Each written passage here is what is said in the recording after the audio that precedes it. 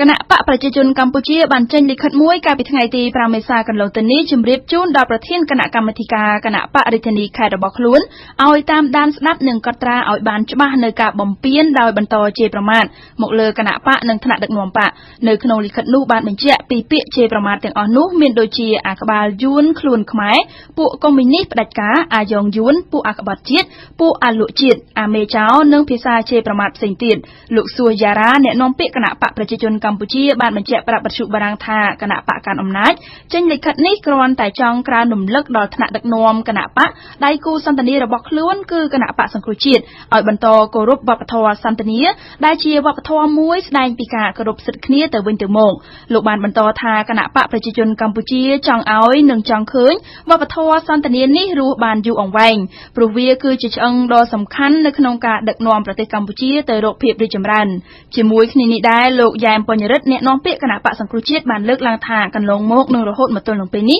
គណៈបកសង្គ្រោះជាតិតែងតែគោរពលើវប្បធម៌សន្ទនានេះហើយក៏បានប្រាប់ដល់សមាជិករបស់ខ្លួននៅតាមមូលដ្ឋាននានាមិនត្រូវប្រើពាក្យមិនសមរម្យនោះដែរប៉ុន្តែលោកបានបញ្ជាក់ថាប្រសិនបើសង្កេតឃើញថាមានភាពអសកម្មអ្វីមួយនោះគណៈបកសង្គ្រោះជាតិនឹងធ្វើការរិះគន់នៅក្នុងន័យស្ថាបនា